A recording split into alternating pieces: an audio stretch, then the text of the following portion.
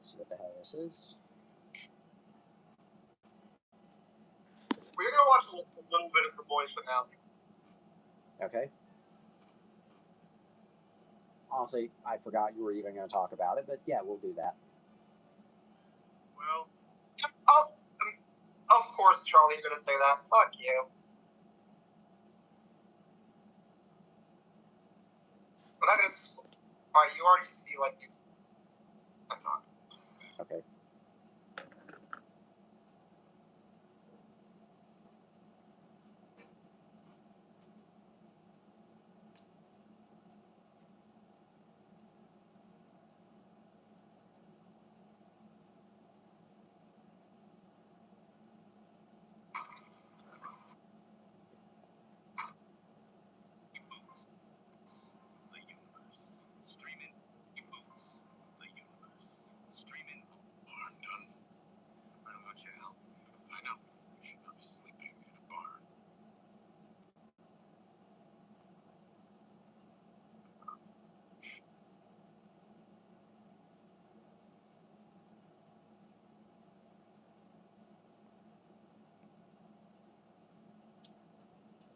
I'll get that ready. I will get this ready. Oh, God.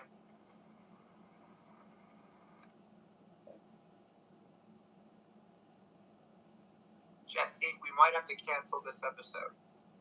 Oh, damn. Oh, this is out of my control. Okay. I don't know how long you're going to be gone for, but I'm going to be gone for a little bit. Okay. I will see ya. If you don't return, I'll leave, but no worries. See ya.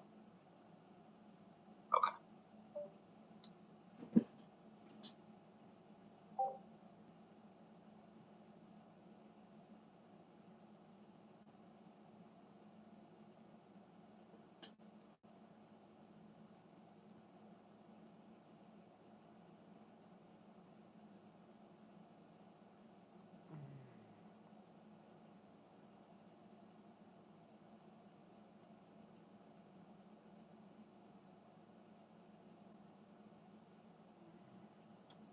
Okay. Not where I was expecting that to go, but,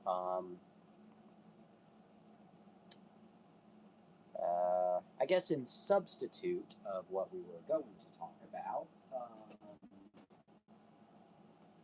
let me just swap these around.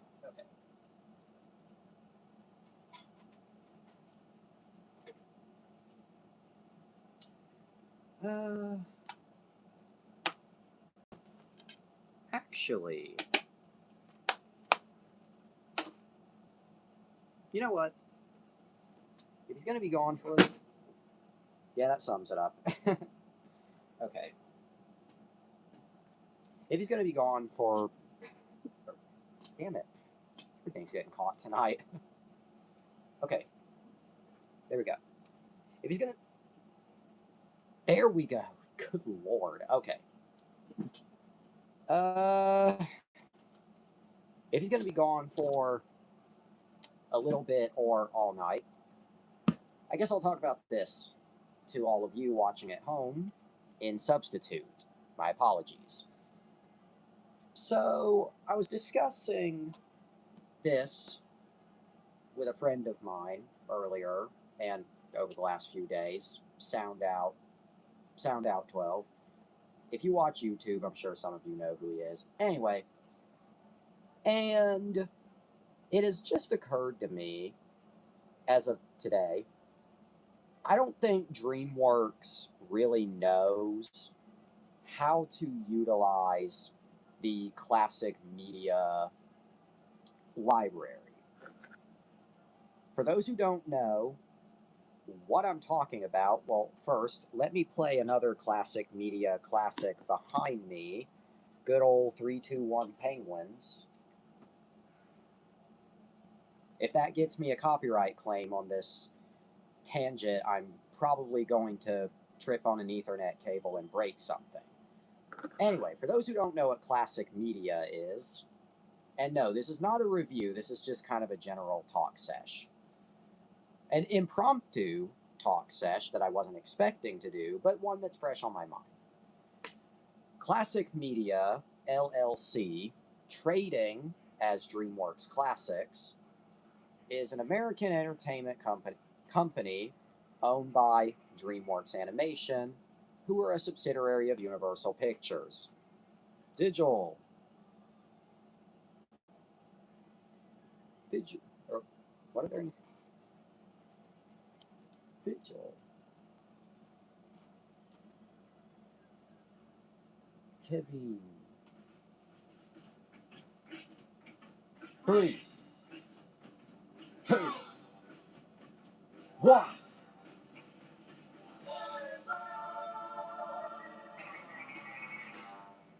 Anyway,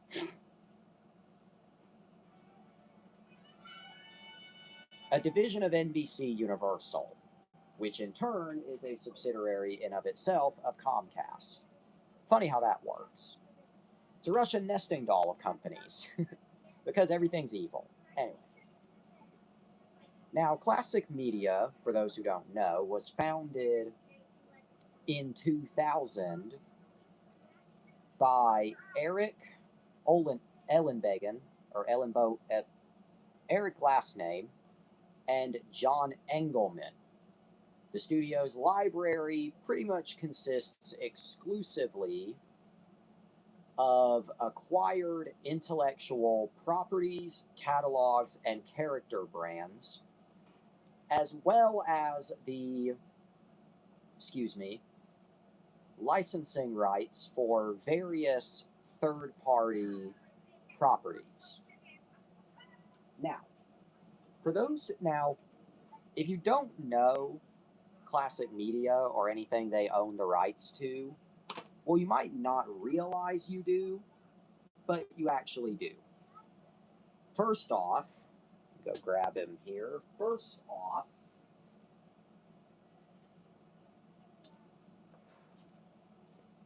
they purchased the rights to the Filmation library, which included He-Man and She-Ra, but just the 80s cartoons. They don't, as far as I'm aware, Classic Media does not own anything else under the He-Man brand. The rest, as far as I'm aware, is owned by Mattel. Although, it is the ownership of the Filmation show that did lead to DreamWorks producing the Netflix show She-Ra and the Princesses of Power, which I hear is really good, but I've never seen it. Though I will say, now that it's been removed from Netflix, they do need to put out the complete series of that on either DVD or Blu-ray. Ideally both, but DVD would be acceptable. In case you thought I was a 4K simp. Anyway. Now, Classic Media also own the rights to various Godzilla films under license from Toho. Don't ask me which ones, by the way. They also own, in 2003, they purchased Big Idea, the creators of VeggieTales and 3-2-1 Penguins, and Larry Boy, the Cartoon Adventures. How could we forget about that one? Even though it was only 4 episodes. How many episodes were there? And on top of that, they also own, and probably the most notable thing Classic Media own, the original Christmas classics. You know, Rudolph, Frosty, Santa Claus is Coming to Town, all those iconic classics from Rankin Bass. Among other things, but anyway.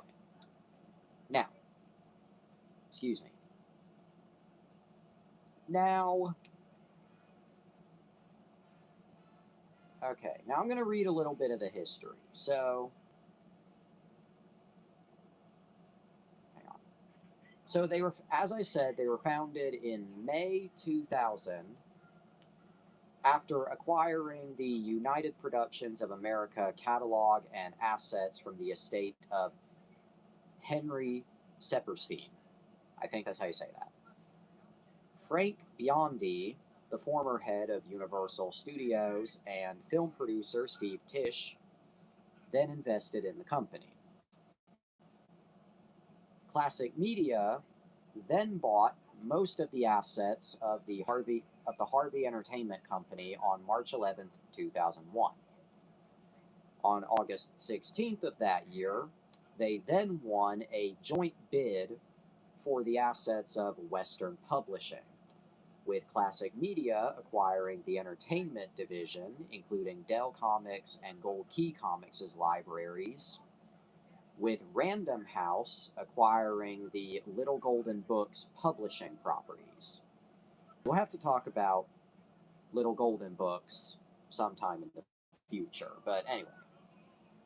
Classic then purchased the rights to the J. Ward characters and formed Bullwinkle Studios, which would mostly produce projects related to Rocky and Bullwinkle and Mr. Peabody and Sherman.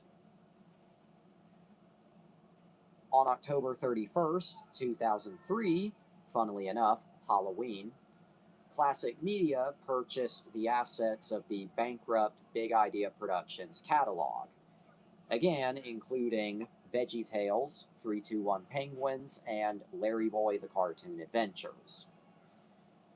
And I can already go ahead and tell you all that was probably the scariest thing to happen on Phil Vischer that Halloween.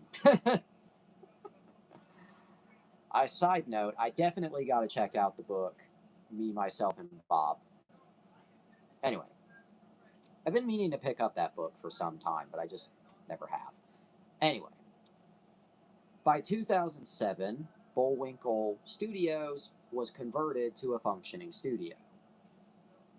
So at this point in the timeline, I'm going to stop here for a sec. At this point in the timeline, Classic Media sort of became a mini-major, I would say. Even though most of what they put out was simply just acquired from other companies and other studios, and most of what they put out from companies that were either bankrupt or defunct. Anyway. Then on April 7th, 2005, the company underwent a recapitalization led by a group of investors, including Spectrum Equity Investors and existing investors, headed by Pegasus Capital Advisors. Additionally, a senior debt facility of $100 million was secured through a bank group led by J.P. Morgan Chase Bank. You know, it's fun. Okay, I don't know if J.P. Morgan and Chase are owned by the same company or not. Maybe they are, maybe they're not. I kind of just see them as two separate things. I don't know. I'm not the one paying the bills. I say as I get cooked over my opinion of Disney as a company, but who gives a shit? I don't. I haven't given a shit since 2020, if that.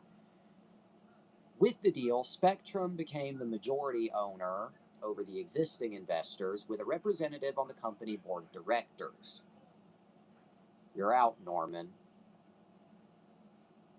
Now, in August 2006, Classic Media announced a joint venture with Ion Media Networks, NBC Universal, Chorus Entertainment, and book publisher Scholastic to launch Qubo, a kids' entertainment television network.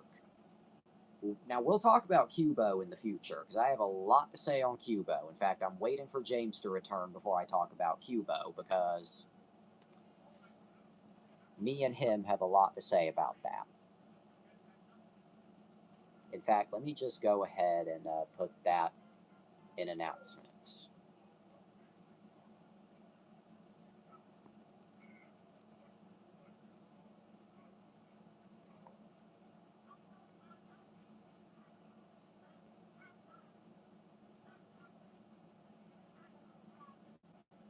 There we go. Anyway, now, on December 14th, 2006, it was announced that Classic Media would be acquired. Thought I heard something. Acquired by UK-based Rival Entertainment Rights for $210.0 million.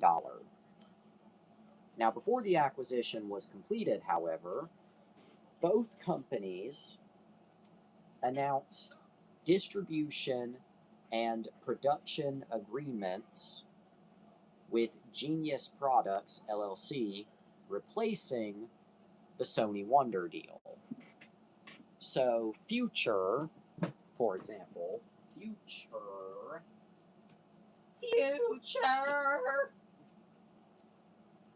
So, for example, Future VeggieTales DVDs, a Classic Media property beginning in 2007, would be distributed by Genius rather than Sony.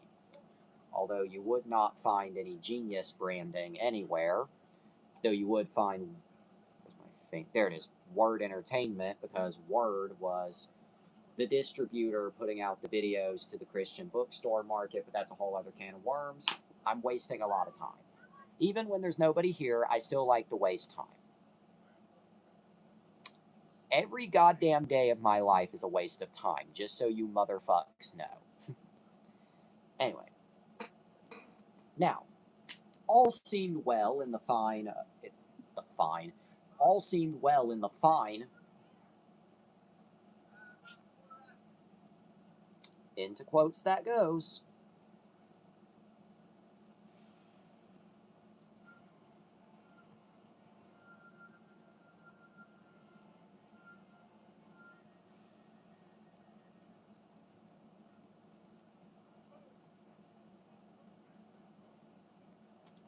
All seemed well in the world. I don't even know how I got fine out of world. Anyway, of acquired bankrupt bullshit. Anyway, entertainment rights then fell into administration on April 1st, 2009. On the same day, Boomerang Media LLC, formed by Ellenbogen and Engelman in 2008 with equity funding, announced that it would acquire entertainment rights principal UK and American subsidiaries, including Classic Media and Big Idea, from its administrators. And then on May 11th, 2009, Boomerang Media, not to be confused with the program block owned by Cartoon Network, two different there are a lot of companies that have nothing to do.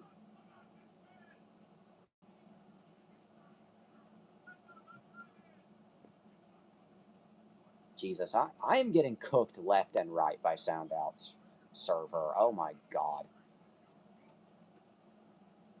I really am a fucking moron. Anyway.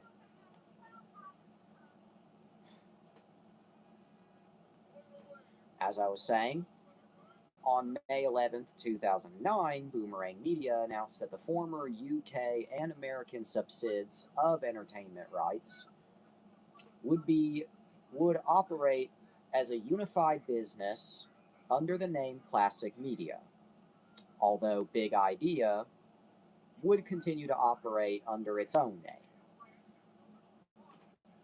Now, I'm going to once again stop here for a second, because when I think because here's the thing. I think it's because unlike other companies who, like, proudly slap their name on everything, like Sony proudly puts, their name on everything. Sony Pictures Home Entertainment, Sony Pictures Television, Sony Pictures Animation. I'm kind of shocked that Columbia Pictures hasn't been replaced with just a generic Sony Pictures banner, though that'll probably happen before long. Anyway.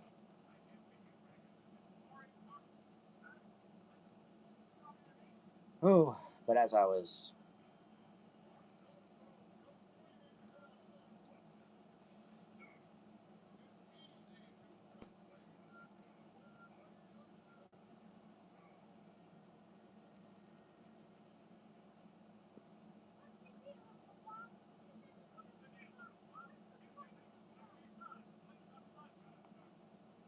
Anyway, as I was saying.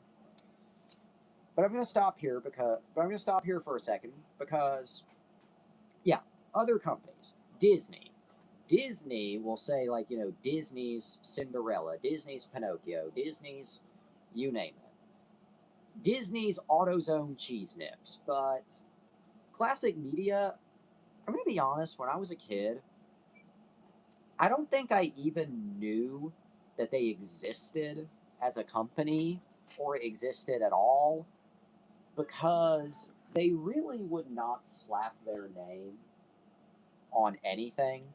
Side note, this guy looks like he belongs on a pack of Mucinex. Anyway. But, in fact, really, I think by the time I did find out classic media even existed, I really only associated them with the Rankin Bass Christmas specials. Even by the time I found out they owned Big Idea, I was just like, oh. In fact, to me, Big Idea, even after the bankruptcy when they were bought by Classic Media, was always just Big Idea. Oh my god, if Phil Vischer, if you, fuck,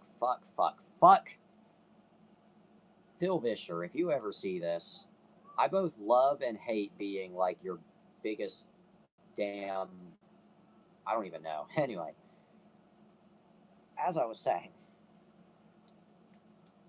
on July 23rd, 2012, or as I like to call it, the canon event of this tangent, DreamWorks Animation announced that they would acquire Classic Media from Boomerang Media for $155 million, with the deal closing in September. And this, I think, signified a lot of change. Afterwards, Classic Media began trading as DreamWorks Classics in order to associate itself better with its parent company. Although the legal parent company trade name still remains Classic Media. In fact, ironically, on DVD releases, they still use the Classic Media name rather than DreamWorks. So, in fact, to be more specific, DVD releases will either use whenever they reissue, to be more specific, whenever they reissue these shows on DVD, they'll either use the DreamWorks name, the Universal name, or all three: Universal, DreamWorks, Classic Media. Funnily enough, I never see them use the DreamWorks Classics name for reissues, or ever, really. So, kind of funny. Kind of funny. But anyway, now, despite the change in leadership and the change in ownership, not much of anything changed during that first initial year. Really, that's what I've noticed with a lot of corporate mergers.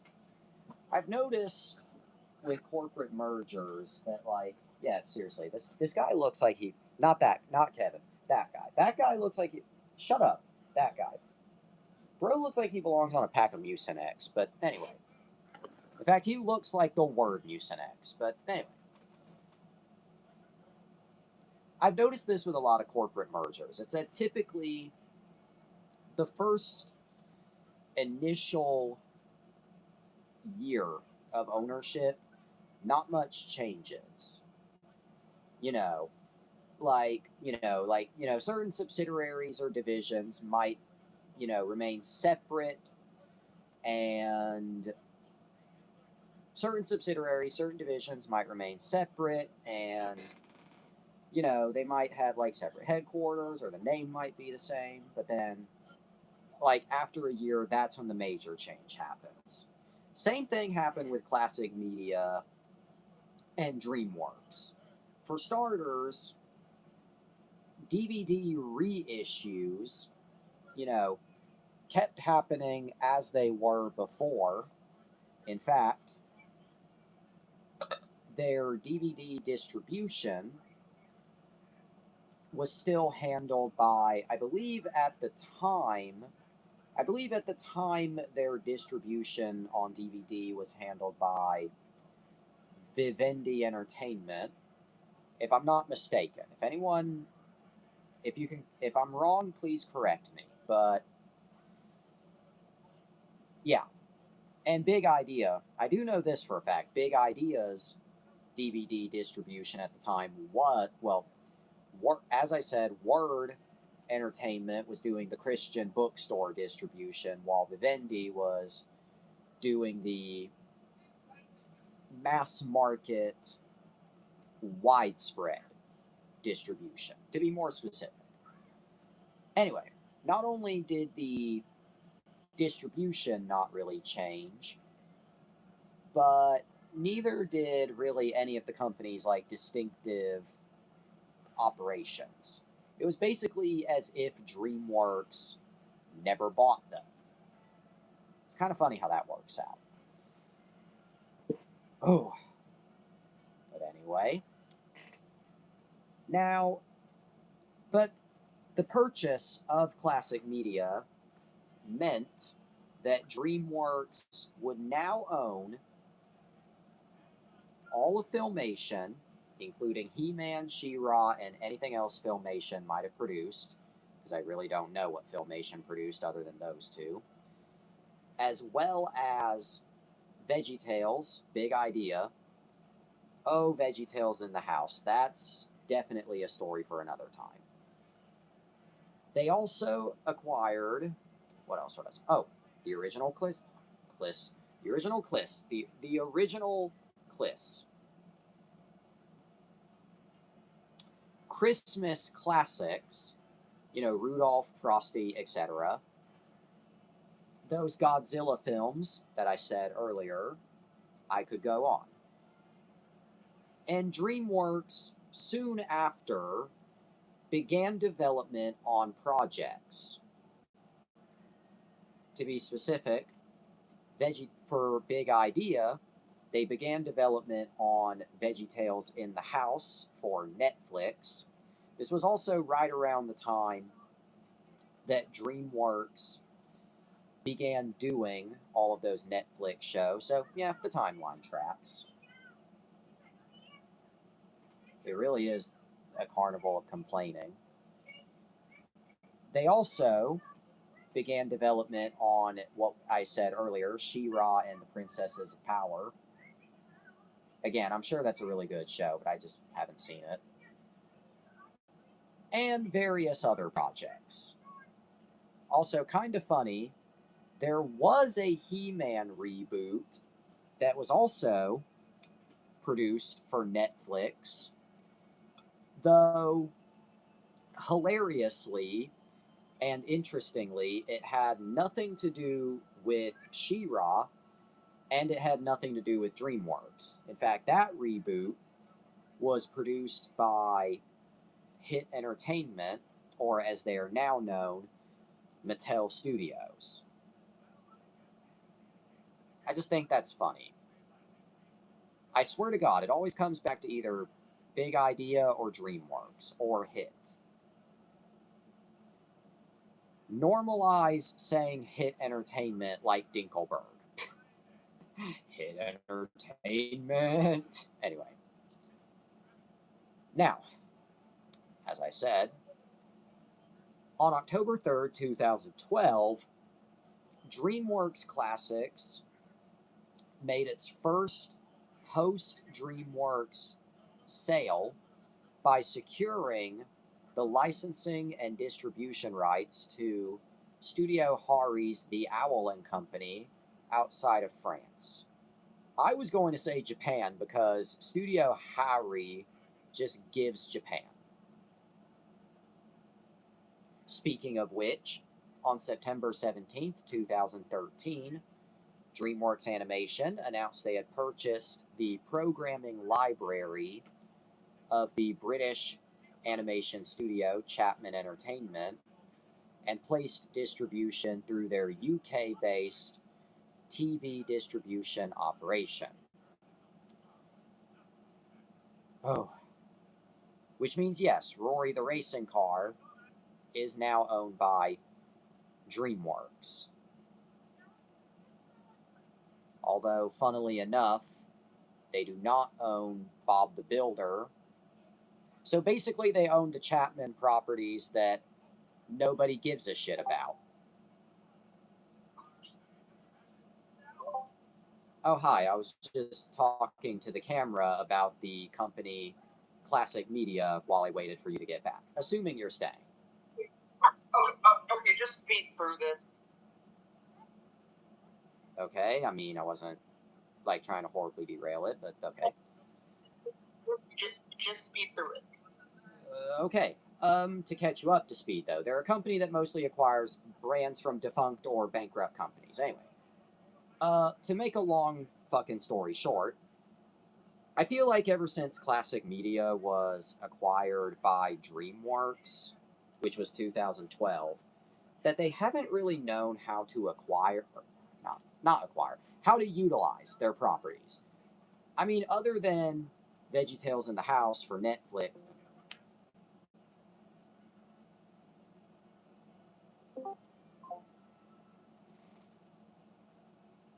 Speed through this. Yeah?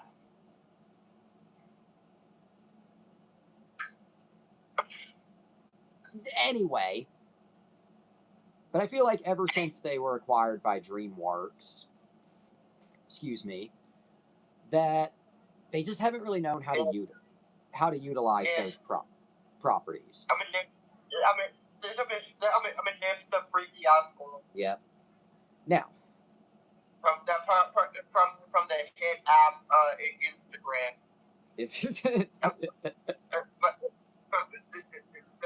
By the hit company Made on Labs, I think. Yeah. Meta. Now, I mean, that pretty much covers what I was kind of stalling with in the meantime. I mean, it wasn't really a... Okay, I got Piano Man stuck in my head because of the voice finale. Oh. You know the song? I mean, closest I know is Rocket Man, but that's a different song altogether. No, Piano Man, the Billy Joel song. Oh. You know it. Yeah. You heard it. Yeah.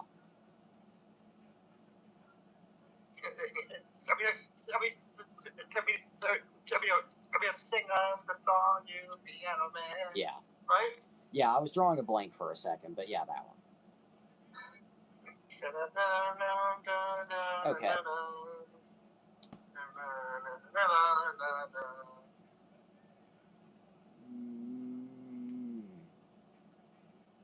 But yeah, that basically covers what I was stalling with in the meantime. Let me try that all over again. Get to the show. I was getting to the show, I was just wrapping up my previous thought. I was only stalling with that thought because, one, it's kind of tangentially related, and two, I really just wanted to get it off my brain to this camera over here because it was on my mind.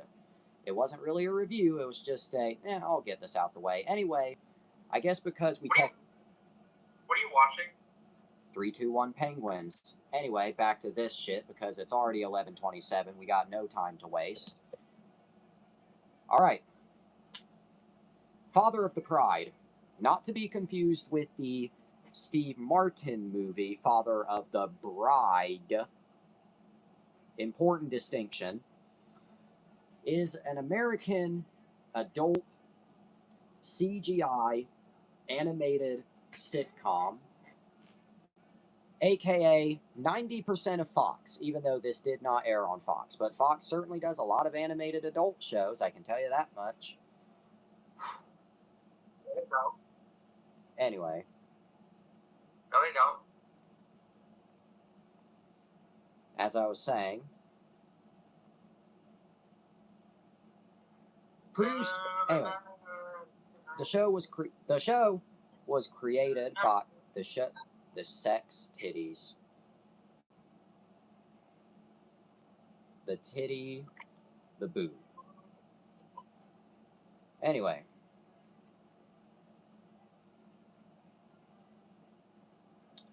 the show was created by Jeffrey Katzenberg and produced by DreamWorks Animation for NBC.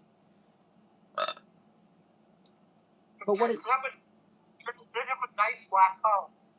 yes, nice. It was created by that studio for the nice black cock. But what's the show about? Well, it follows a family of white lions, the patriarch of which stars in Siegfried and Roy's show in Las Vegas. Now, Okay, can I be honest? The fucking lion is fucking hot to say. I can't say I argue. Plus, I mean, to be fair, that lion is anthro enough that you can get away with saying that. No, like, I want to fuck him. This is fantastic. This is fantastic. And insert that article about the gay lions fucking in front of tourists here. Anyway. The Republicans were probably on that one. Anyway, back to the show. Despite heavy... Actually, before I even get to that, I should go ahead and say the show ran for just one season and technically 15 episodes. I say technically because one of those episodes was completely unfinished other than the storyboard and voiceover stage, and 2 episodes were unaired. What about that production? Oh, I'm getting to that. Well, anyway, I'm getting to that. So, oh yeah, the show premiered on NBC, before I forget to mention. Premiered on NBC August 31st, 2004, and it ended May 29th, 2005. So yeah, it genuinely did not last long. Now the production. Well, scroll down here, wall of text. All right. So, in 2002, keep in mind this was after Shrek, when I guess DreamWorks Animation finally figured out, wait, we can be successful? Jeffrey Katzenberg came up with the idea for the series when he visited Siegfried and Roy's show in Las Vegas. I wonder what it's like for those lions. What must life be like from their point of view? They're living in Las Vegas, trying to raise a family. I can't believe that came out of Jonker reference. I can't either. I can't believe half the damn references I've seen in this fucking game, I swear to God. There's a freaking Batman and Robin costume. Yeah. Batman Forever. Yeah. And then there's the Dark Knight. Yep. Batman Begins. Yep.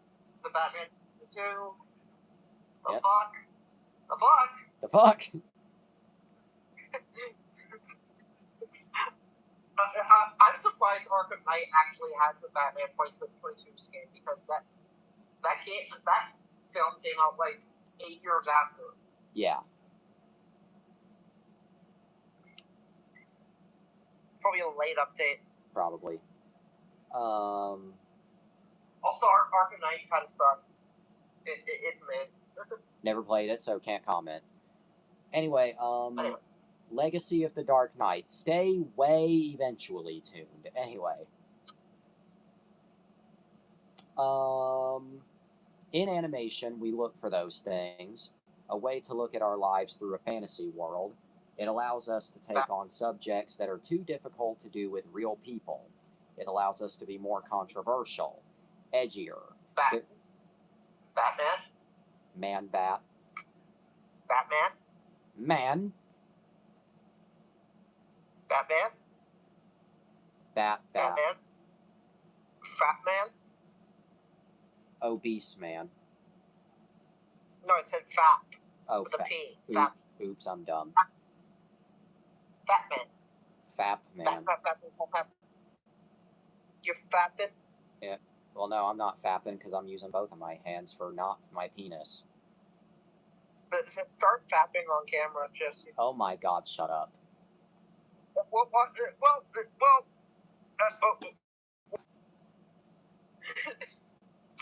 The fuck is wrong with you, anyway? Oh my God. As I was saying, go. Chicken. Banana. Chicken. Banana. You know what song? We are going straight to hell, and I feel like I should know it, but anyway. 6, 7. There can be parody, innuendo, and satire. Things can be sophisticated in a way that even our feature films can't be. 6, 7. According to Katzenberg, the series was created for an 18... What about 7-6? 6, 7. Anyway, according to the judgment, according to Katzenberg, the series was created for an 18 to 49-year-old demographic. Yeah. It's not about checking to make sure... Wait, they actually thought 45-year-olds are going to watch this show? I said 49, so that's even better and worse. Yeah. Anyway... Yeah. It's not about checking to make sure you don't leave the 6, 7, 8-year-olds behind. This is purely an adult show. You said it. I said it because it's written in front of my stupid face. 6, 7. Anyway, each episode cost an estimated $2 million to $2.5 million to produce. Yeah. At the time made it one of the most expensive half-hour television comedies ever. Yeah. Worth noting before we continue, it's that... Okay, please stop. Yeah. Shut up.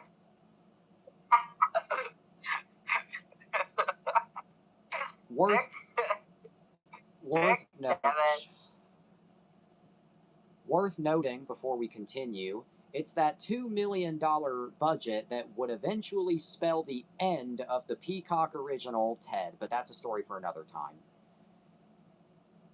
Long before its broadcast, Father of the Bride was nearly cancelled, following the near death of Roy Horn in October 2003.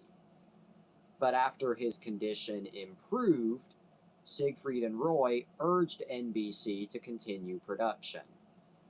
Katzenberg recalled, there was a short... Okay.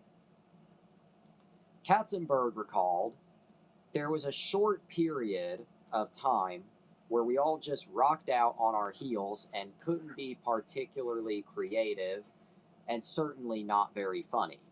But Siegfried kept saying, every step of the way, that this show meant so much to them, so much to Roy, then even more than it ever did. Yeah. So you can definitely tell that even if they were mauled by lions, that they had a sense of humor. Well, what about that motherfucking reception? I was getting to that. No, you're at there now. Well, anyway. So the series debut...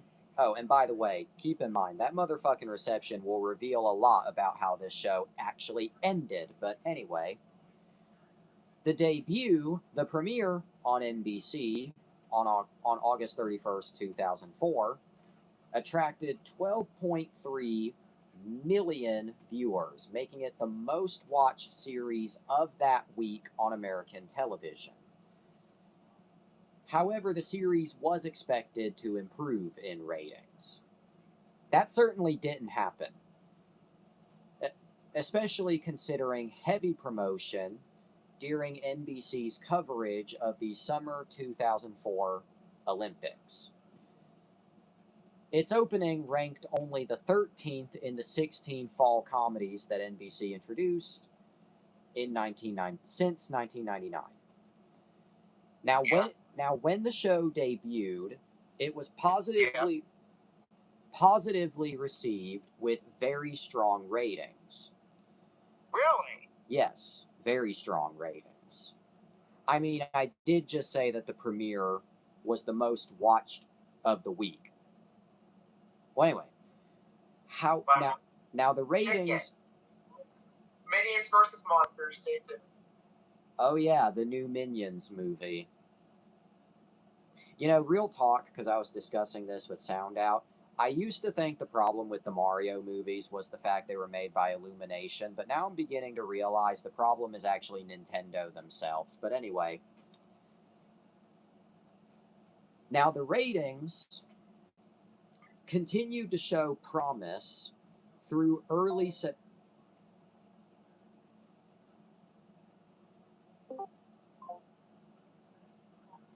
Fuck you.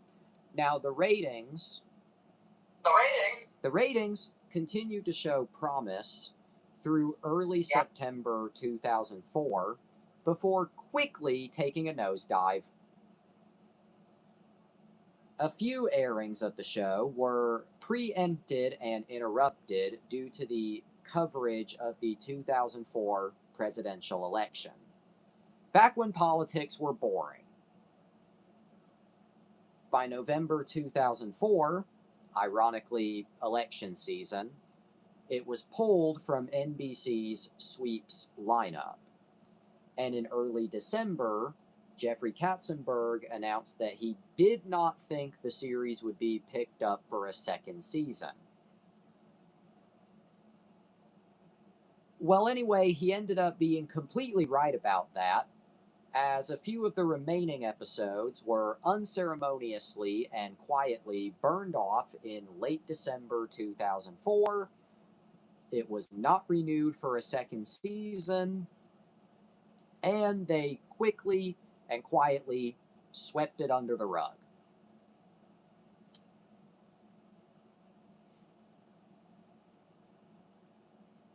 Oh yeah, and it's worth noting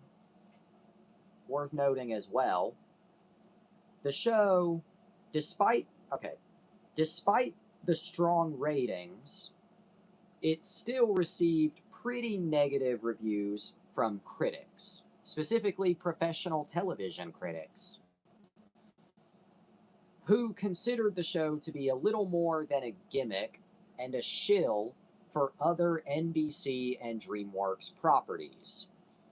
2 early episodes extensively featured the Today Show's Matt Lawyer, and another featured Donkey from the Shrek franchise, which we already saw that clip. Oh yeah, we did. Yeah. That's the Untold Shrek adaptation. Yep. Anyway, many critics also noted that the series' humor was very similar to South Park, which I'm going to have to go ahead and kind of disagree with that, because I did watch an episode of this earlier, and if anything, it gave early Family Guy before it went super crude more than it did South Park. I don't know. South Park to me just is more crude and batshit. And while the show kind of has a bit of that crudeness, it's not crude and batshit. But anyway, as I was saying, in October 2004, the Parents Television Council launched a campaign against the series. But why? It's not for kids, dumbasses. Well, they cited their opposition, or the reasons cited for their opposition were the use of anthropomorphic characters and the use of from the creators of Shrek in the marketing.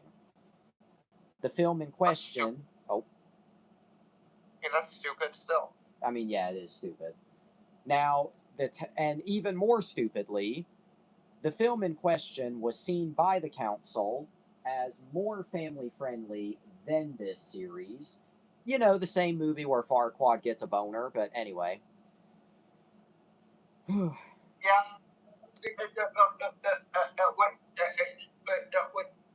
We'll have to talk about the PCC sometime. Yeah, but anyway, as I was saying, which the PTC stated could inadvertently draw the wrong audience based on the way it was promoted by NBC, basically saying they could lead audiences to think it's more family friendly than it really is. Now again, what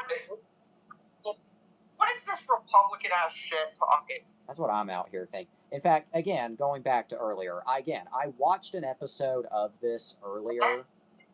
That sounds like fucking Republican propaganda. Legitimately.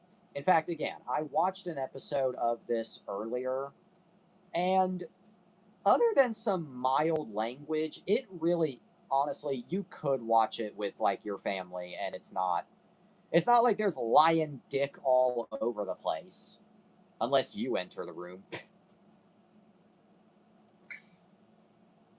But anyway. He entered the room like still clothed, undercovered in fucking lion shit.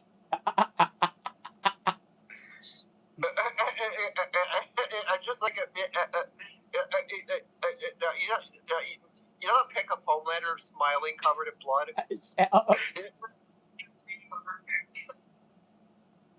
Jesus fucking Christ. Anyway. You're welcome. Yeah, oh my God almighty. Anyway. Their campaign led to over 11,000 complaints to the FCC, although in March 2006, the FCC used their brains and ruled that the series was by no means indecent. Which is basically the polite way of saying, you're all a bunch of fucking retards. Good. Though, I don't think that was enough to save the show, as I said, it was canceled after one season. But what about home video? Well, very, very, very, very, very, very short. You see, typically with DreamWorks, even their less successful properties, it feels like they're released on home video at least 2 to 3 times. Yeah, well, basically, Father of the Bride was only released one time on DVD on June 7th, 2005 by DreamWorks Home Entertainment. The DVD featured the pilot episode that did air on TV, an unaired pilot, as well as an episode that was voice recorded but never animated. Therefore, it only remained at the storyboard stage. So it never even got a complete series? Oh no, the DVD that I'm describing is the complete series set. Oh, okay. And that was basically it. It was only released on DVD the one time. No, I do not own it. It's probably rare. Well, I'm going to hop onto eBay now, because the thing with eBay that I've learned is sometimes you go on there expecting something to be rare and it's literally the soda drink hat. Other times you go on there expecting something to be very, very common and it's basically not. Okay. We got a warehouse full of those DVDs. They're worthless. Yep, alright. Okay, plenty of listings. First result, $3.84 USD with $4.47 delivery.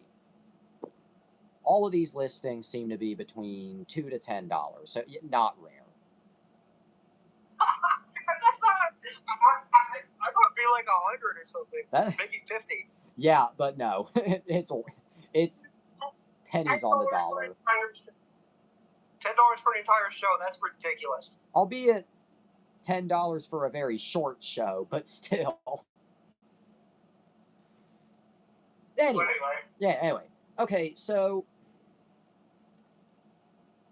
what I've seen of the show, I mean, granted, I've only watched like one full episode and the rest is just clips, but while I don't think it's bad, in fact, I do think it is pretty funny, I'll admit, and I definitely do see potential in it, I can kind of see why it didn't take off, and I can kind of see why it failed. Because, like, okay, first off, I know this is aimed at adults, but, like, the lions at the Siegfried and Roy show kind of seems like an odd thing to make an animated series out of, if I'm going to be honest. Especially an animated series aimed at adults. I don't know what to rate it. Can you rush through this? Yeah, helps that I don't. Yeah, helps that I don't have a lot to say, but plus, I mean, also, yeah. I guess, okay. If I had to rate it, though, I mean, okay, I'm sure the other episodes are better or are good, but based on what I did watch, I think I'll have to go. I think a 3 out of 5 seems appropriate. Oh, maybe. That's fair. Yeah. I said maybe you're gonna be the one that saves me. And after all, you're my wonderwall. What? Quote Toy Story 2, and that concludes our broadcast day. Oh. Let's see what the hell this. PETA.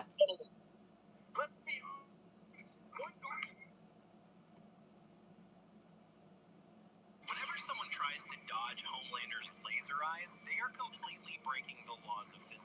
His heat vision is concentrated light. It travels at 186,000 miles per second. At that speed, it could circle the entire Earth 7 times in just 1 second. Here's the thing. That glowing red warning you see before he fires, the light from that glow travels to your eyes at the exact same speed as the laser itself. When that image reaches your brain and your nervous system screams, move, 150 milliseconds have already passed. And by the time your brain processes that his eyes are glowing, you've already been sliced completely in half. Damn. Good to know, though. That train scene from Spider-Man 2, absolute peak. But guess what? Scientists just made those webs real by boiling silk moth cocoons into liquid protein, shot it through a needle surrounded by acetone, which evaporates midair and flash solidifies it into a solid fiber instantly. Add insect exoskeleton compounds and it becomes 200 times stronger and 18 times stickier. It can lift 80 times its own weight. If your muscles worked like that, you could lift a stack of 80 people without breaking a sweat. Real spiders can't even shoot webs. This technology is more Spider-Man than actual spiders. But natural spider silk is still 1,000 times stronger than this. So stopping that train, the only thing you'd successfully stop is your own pulse. Damn. If the Flash acts... What is this, Zach Bell's wannabe? It's fucking... It's Jack T. It's Jack T. Videos. Oh look, new nostalgia critic. New nostalgia critic. Car. As a car. Wait, what the heck? Look at it. Take a screenshot. Okay. Can that be the funny image tonight, please? You know what? Fuck it. Sure. Take a Okay, hang on. Take a screenshot. You got the screenshot? Yeah, got it. The funny image. Oh my god. Babby. Yeah. Babby and Fack Babby. I ran away to give birth. Haven't we all? Watch American history. Always taught me to learn from the past. Okay, this YouTube channel is basically like a tongue-in-cheek like thing to to promote the show. It's all propaganda to promote the bot as like this safe, family-friendly channel when actually they're assholes. You know what I mean? Yeah. It's in universe. Yeah. My dad has always taught me to learn from the past, so we don't make the same mistakes again in the future. That's why at school, my favorite subject is American history. I've studied heroes like Christopher Columbus and Andrew Jackson, but now it's even easier for me to learn the New Book series. It's the most important events in our nation's history. Learn how a kind doctor found and fought Americans to make the world a safer and happier place. Read about how soldiers were single-handedly beat the Nazis back when he was still a kid. Visit Godolphin University in 1965. One of the kids used young supers to use their powers for good, and see how everything changed in 1981 for my dad. There's whole chapters dedicated to his childhood baseball team, hit by the terrorists, and how he almost saved Flight 37. I hope one day I can be as great a hero as he is. Order now, you'll get a 1-time 7% discount on your first book. Shipping to American customers. It's kind of funny how he hates him, right? Yeah. Wait, what? Kids can't be stupid. That's right, but I'm bringing the hammer down from the start. I have Parker's died. Oh.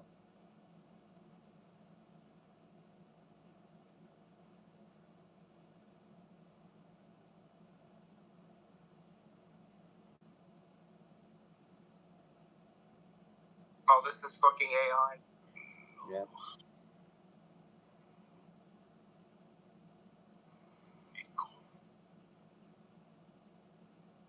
Just done in the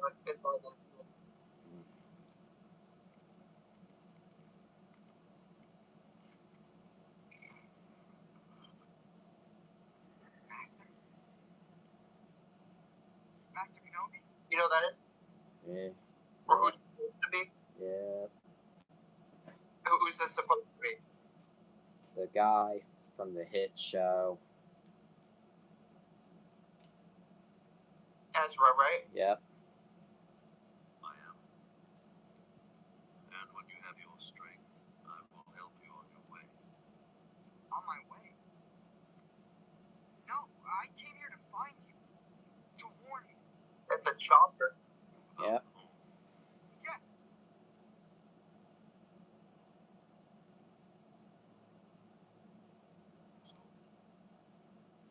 How to take life, a desire. You have a purpose here. Perhaps you are protecting something. No. Protecting someone.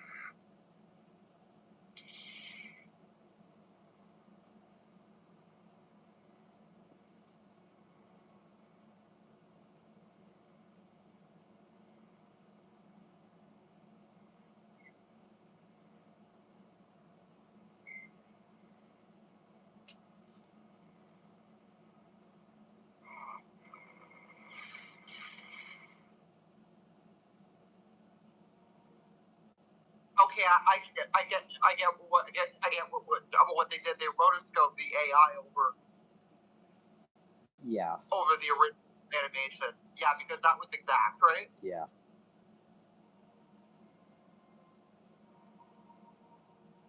Tell me.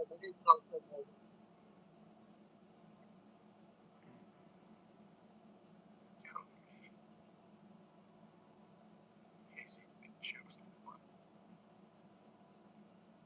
Yes. He will avenge us.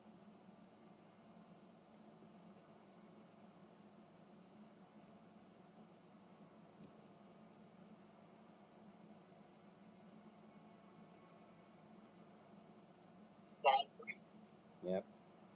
Actually, kind of good AI, honestly. Yeah. I actually don't mind that if it's rotoscoped over the Yeah. Because I actually think that might have took effort to do, right? Because, right? Yeah. Anyway. The boy final fight. Yeah.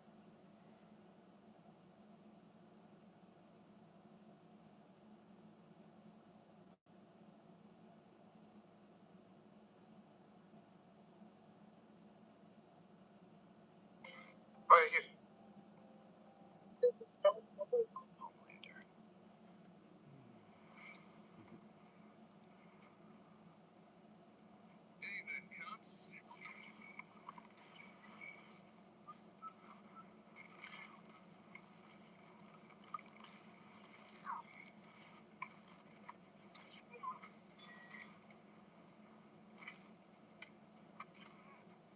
I mean, this is kind of a condensed version of it. Yeah.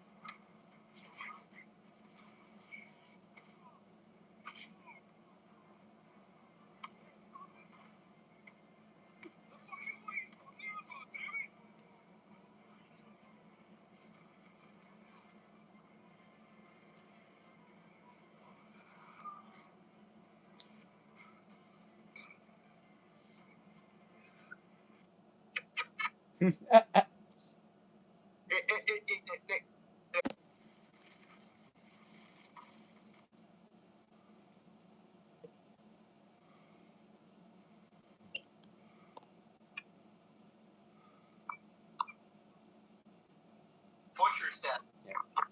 Dead.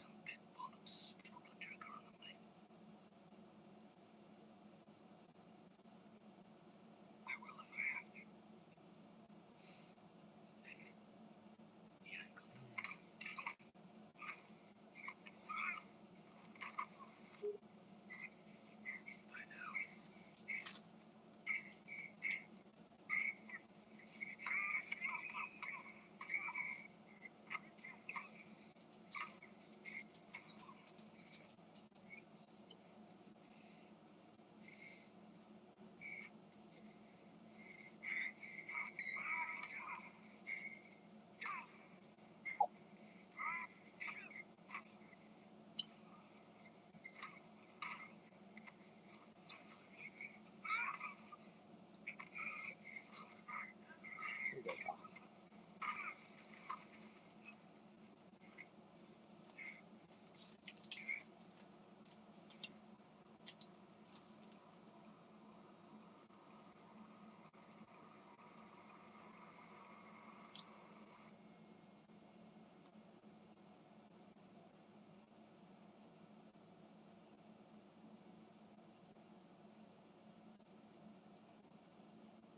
Damn. Hey, you struggled with too long for Oh.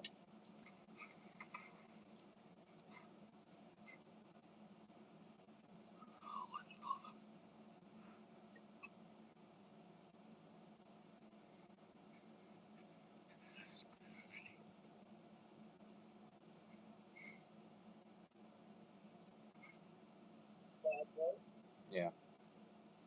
Is he dead? Die.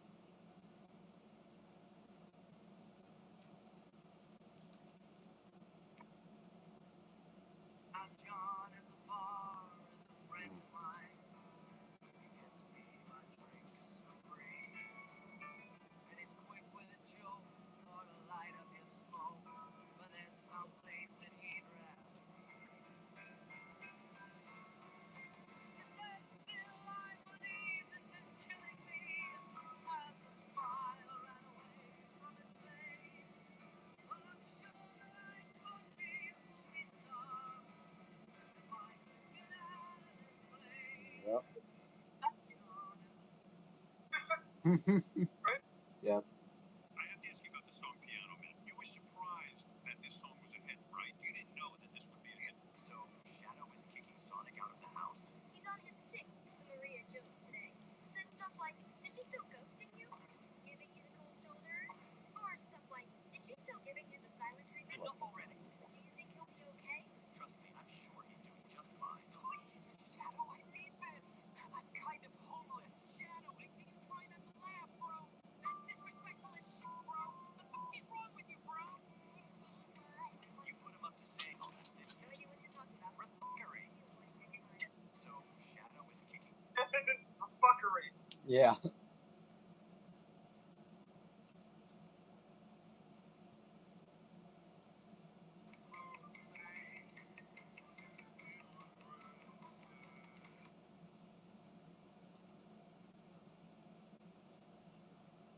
Piano Man. Right? Yep. You know that song? Yep.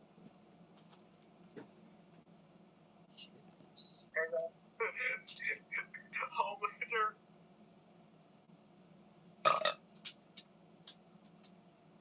Punk rocker.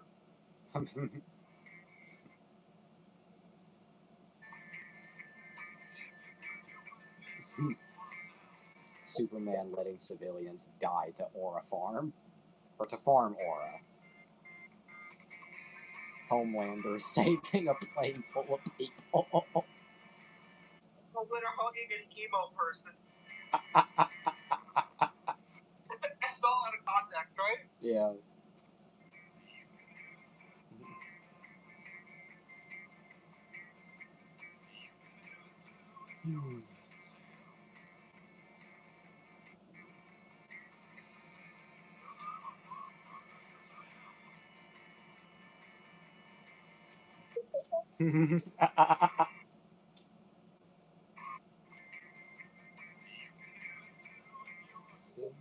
Evil people bullying an orphan alien. So his kind homie teach them a lesson.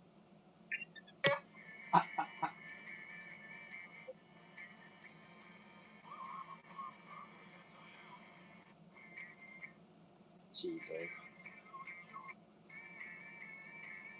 Don't Be a villain, but invincible. be a hero like Homelander. I love that that feels like an in-universe. Yep. I mean, The Boys is like full of propaganda, right? Yeah. It's a satire on like how a lot of things are, right? So Yeah. Is Homelander a hero, Jesse, or no? Totally. B-crowd boy.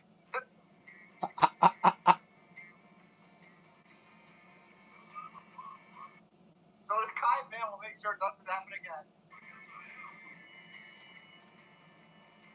I love how those two clips have almost the same color grading.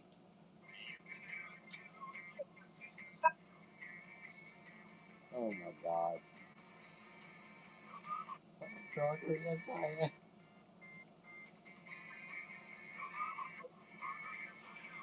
So stupid, but so good.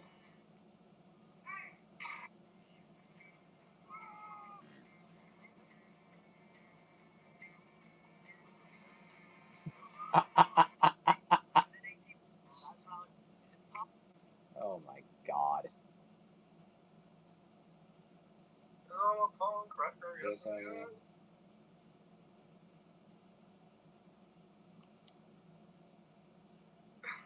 Jesus. Angry Avengers keep fighting each other.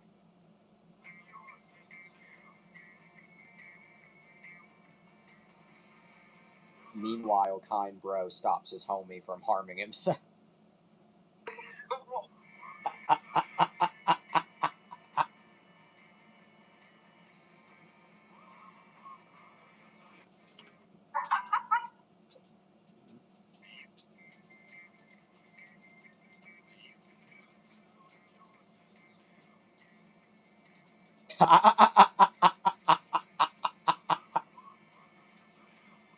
not where I thought that was heading at all.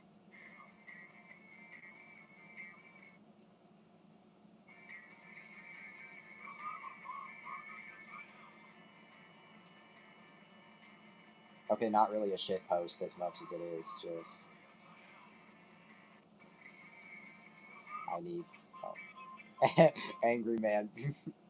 Angry man beating up an innocent old man with a personality disorder for no reason.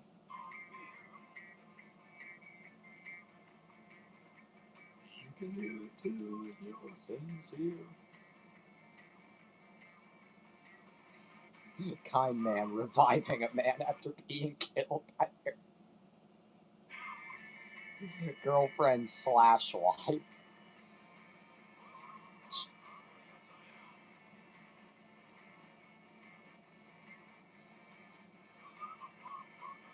My God.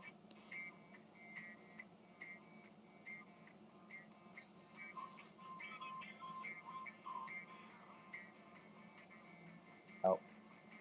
Okay, language I can't read, but...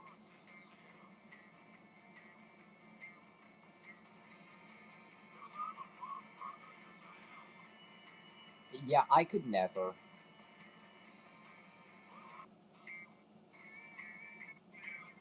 Angry man bullying a kid with cancer.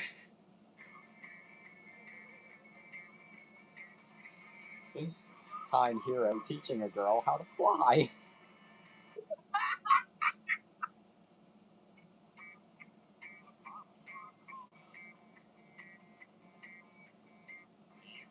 I love how half of these are shit posts and the other half are just like genuine.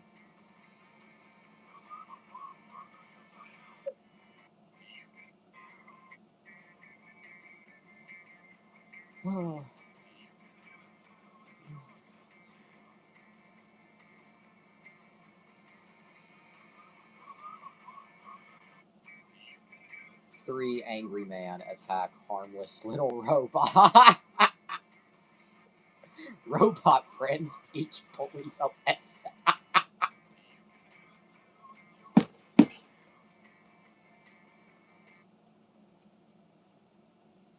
this show? Oh yeah, we talked about that forever ago. Damn it, but God almighty.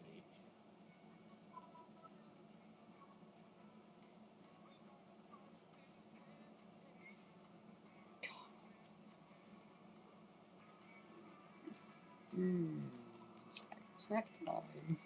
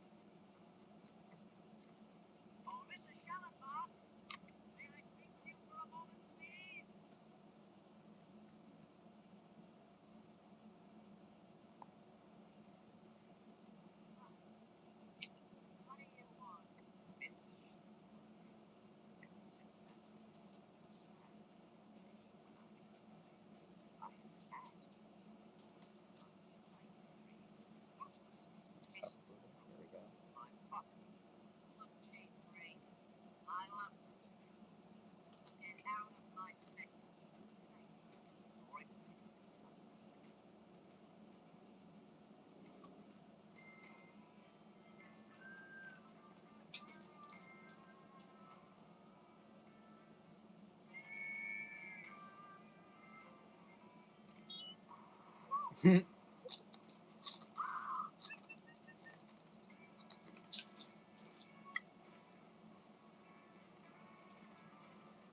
you see that? Jesus. Imagine like taking care of your arch nemesis is tree. It's like remove your tree, but she's like, nah. Yeah. Like, okay, fucking on fire. Yeah. But I'll have to get back to this show sometime. Yeah.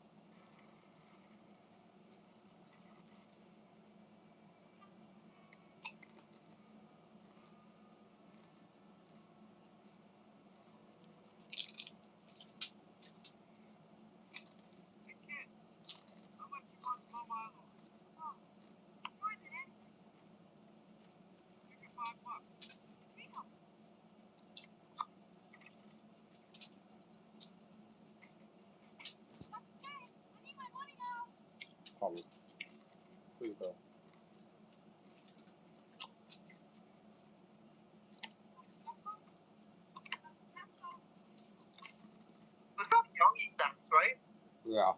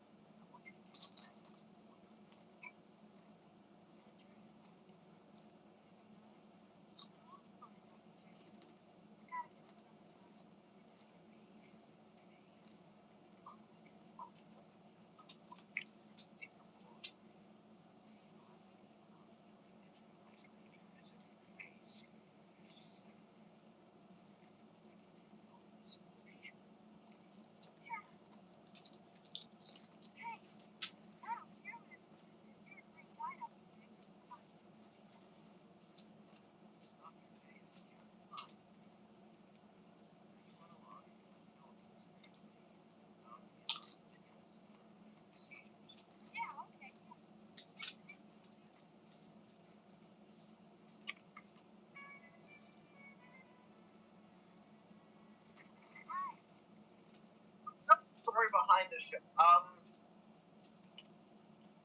It's apparently Jared O'Connell considers Derek McGrath, like, to this day, to be like a mentor in his like early career. Oh. So a lot of their dynamic here is actually kind of real. Oh. And can you see that? Yep.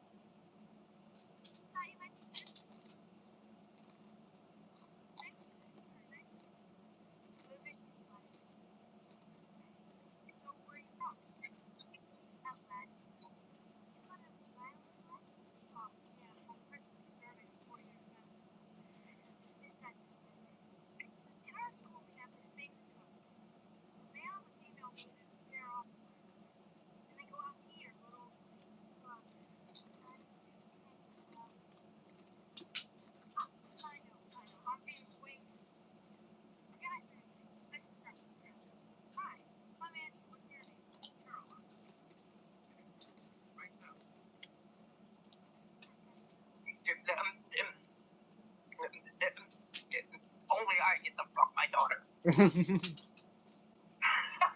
Oh.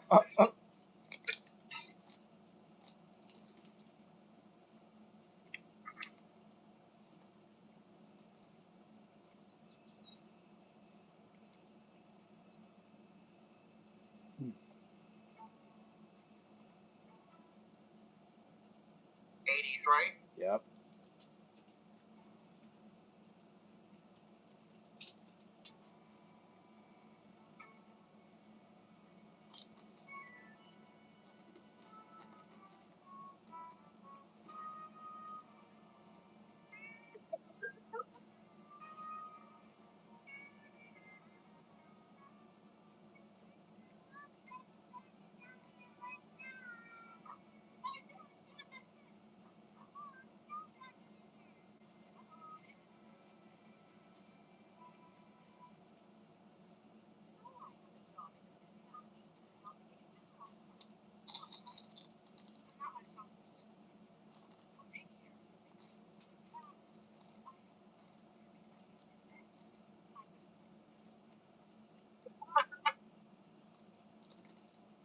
Wow, right? Yep.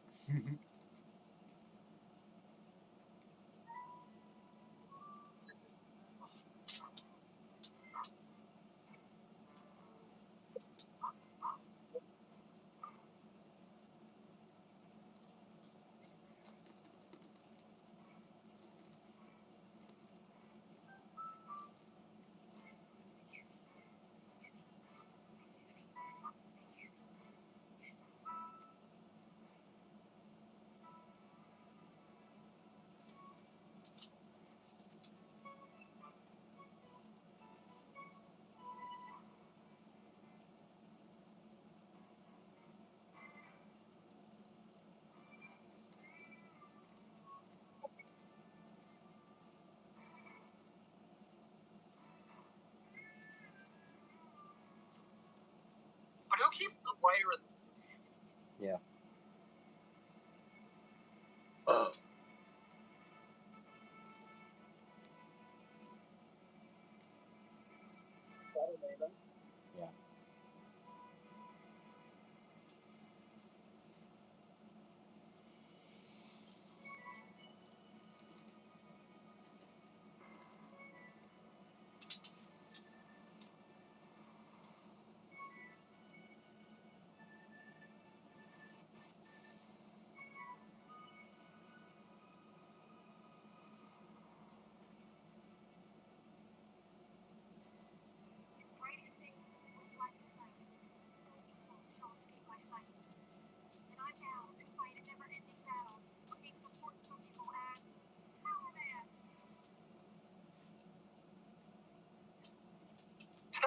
Right? He's not right. He's not wrong, is he? Not wrong.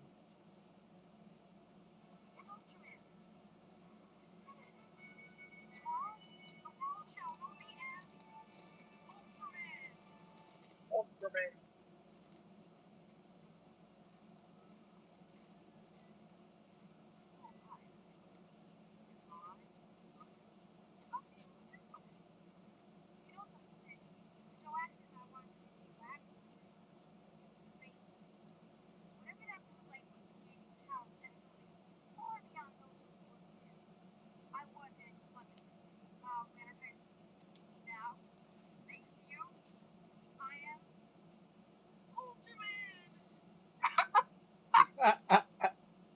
Well, look at his reaction. Yeah.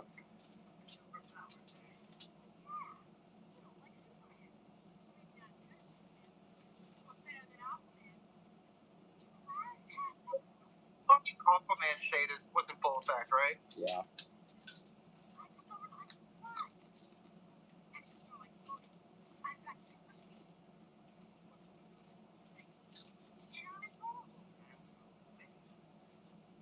Your exposure has somehow affected your ability to differentiate between the real and the imagined.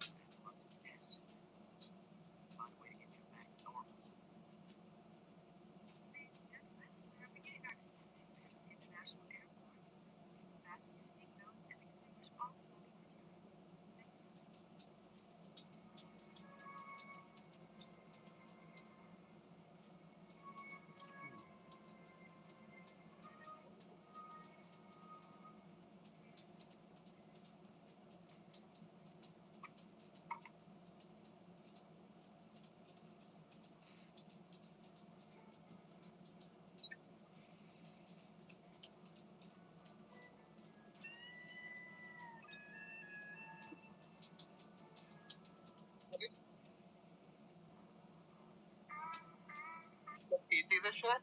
Yeah, I see it.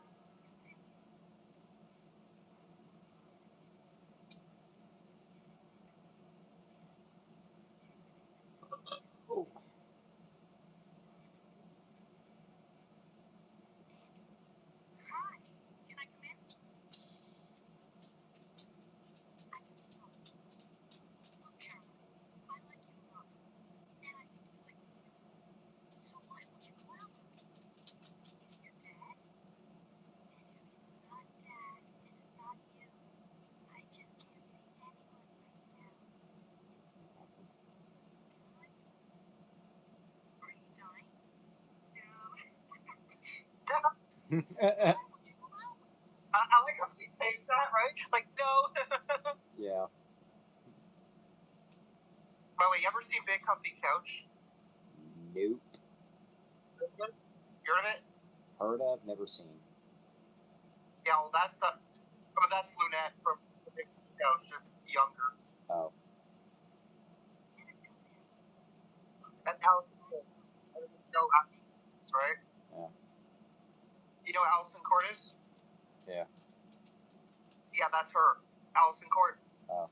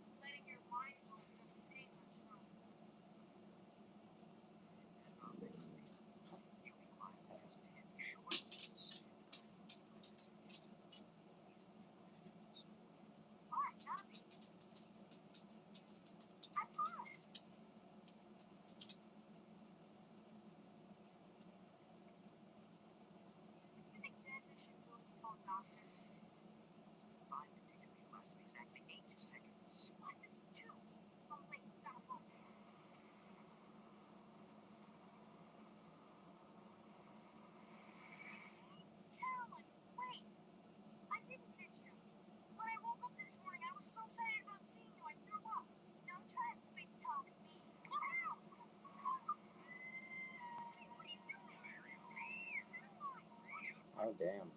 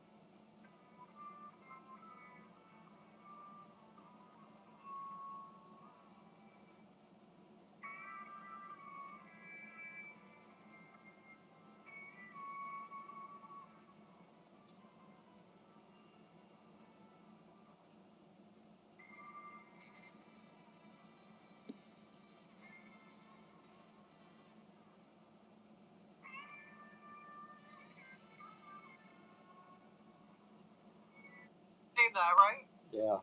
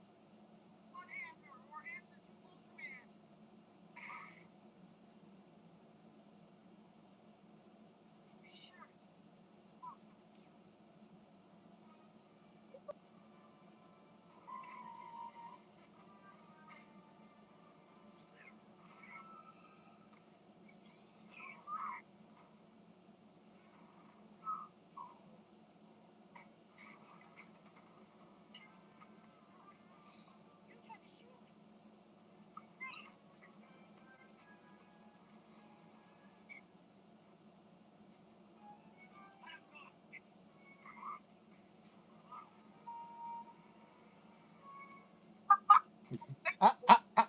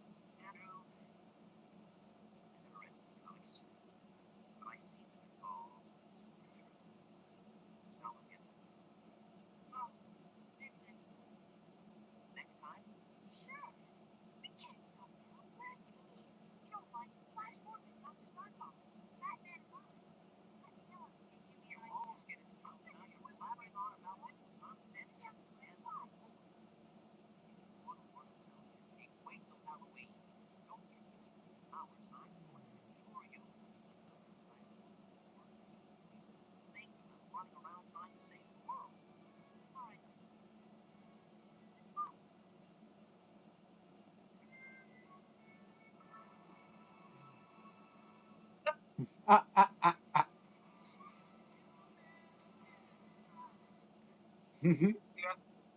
Yep. So, stay tuned. Stay tuned, I guess. Well, there's another episode we'll watch tomorrow. Yeah. My Secret Identity, again, this Friday. Yep.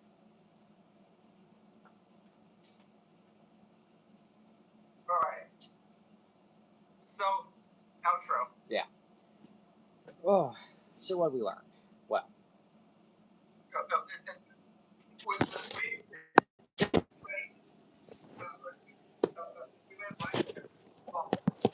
yes. And what else? That lions can apparently be hot, and above all, we learned his secret identity. And we also learned how to take care of Mowgli. Yep, that too. We learned a lot of things tonight. Anyway, come back tomorrow night when we try to figure out the gas problem. And by that I mean we blow up all the gas stations. But will I elaborate further? Wait, for gas station notes? Sure, let's go with that. Nope. Because I said enough. But for now, That's all the time we have for tonight. But always remember. Genuine question. I'm not. How did you come up with the will I elaborate further? No, because I said enough. I really do not know. Like, I think like I just said that like one of these nights for a video, and then it just like stuck. But otherwise, I don't know like what I was thinking of. I don't know like what.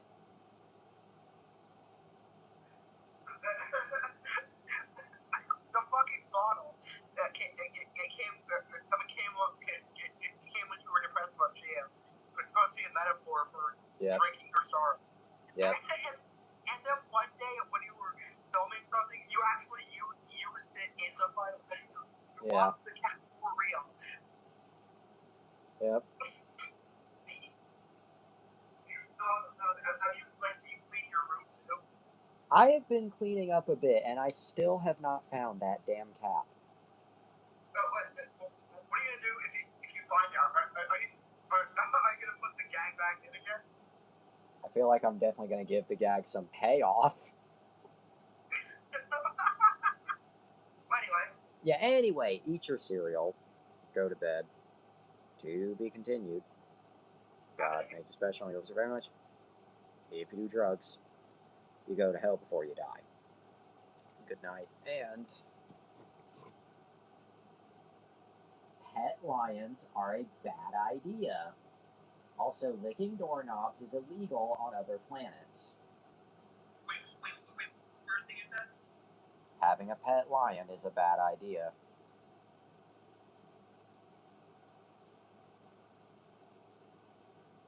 Have a day.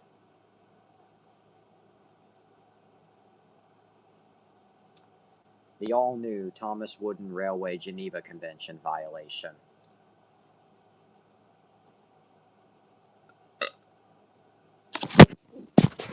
The Hypno Ring. Have a day.